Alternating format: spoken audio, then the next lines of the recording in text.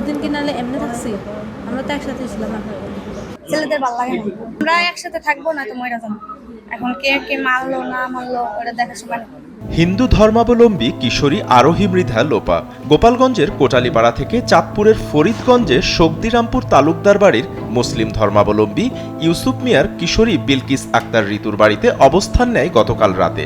দুই কিশোরীর দাবি তাদের বিয়ে হয়েছে। এ নিয়ে গতকাল রাত থেকেই শুরু হয় তোলপাড়। এর আগেও চাঁদপুরের কিশোরী ঋতু গোপালগঞ্জের আরোহীদের বাড়িতে চলে গিয়েছিল।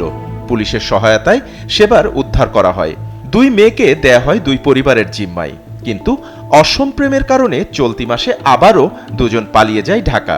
সেখানে বাসা ভাড়া নিয়ে শুরু করে একসাথে বসবাস। কিশোরীরা জানায় ১ বছর আগে টিকটকের মাধ্যমে দুইজনের পরিচয়।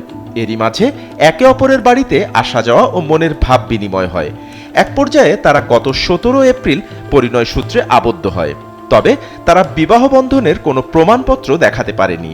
তারা আরও জানায়, আমরা আবেগে নই, মন থেকেই একে অপরের প্রতি ভালো লাগা থেকে ভালোবাসা ও অবশেষে পরিণয় সূত্রে আবদ্ধ হয়েছি। আমরা জানতাম ও মেয়ে, ও জানতাম মেয়ে। তারপর আমরা রিলেশনে গেছি, রিলেশন তারপরে সে রিলেশনে যখন ৮ মাস ৯ মাস তখন ও আমাদের বাসায় যায়। মানে আমি জানতাম না যে আমাদের বাসায় যাইবো। ওর হচ্ছে বাসা থেকে বিয়ে ঠিক করছে, ও আমার কিছু না জানাইয়া পরে ঢাকায় গেছে। পরে আমি ওরে বলছি যে আমাদের বাসা থেকে মানে ঘুরে যেত। তারপর ও আমাদের বাসায় গেছে। বাসায় যাওয়ার পরে হচ্ছে ওর মেজো বোন আছে, জিডি করছে। তোর জানতো না যে আমাদের বাসায় গেছে, মনে করছে কে জানি লয়ে গেছে। বাসা থেকে ওর সাথে চলে এসে ঢাকা মানে বাসা ভাড়া নিয়েছি আর কি, ঢাকায় আসছিলাম। পরে ওর বোনের সাথে যোগাযোগ করাই দিছি। যোগাযোগ করার পরে দেখি আন্টি অসুস্থ। তারপর কইতাছে মানে ওর বাসায় আসতাম, সবকিছু মাইনা নিব। হেরা এই শর্ত দিছে যে আমি মুসলিম হইলে সবকিছু মাইনা নেবো। আমি বলছি আচ্ছা ঠিক আছে, মুসলিম হবো। হেরা কইছে যে তোরা তো করে আমগো এলাকার থেকে মাইনা নিব। এখন হেরা এটা মানে মানে নাই আর ওইটা আমরা দুজনে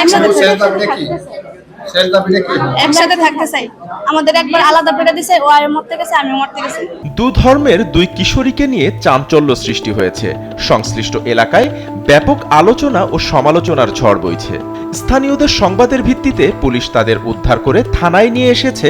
আইন অনুযায়ী ব্যবস্থা নেওয়া হবে বলেও জানায় পুলিশের এই কর্মকর্তা। তো গতকাল আমরা একটা সংবাদ পেয়েছি যে গোপালগঞ্জে তার যে বান্ধবী ছিল সে বান্ধবী এখানে বেড়াতে এসেছেন। এলাকার লোকজন সন্দেহ হয়, আমাদেরকে সংবাদ দেয়।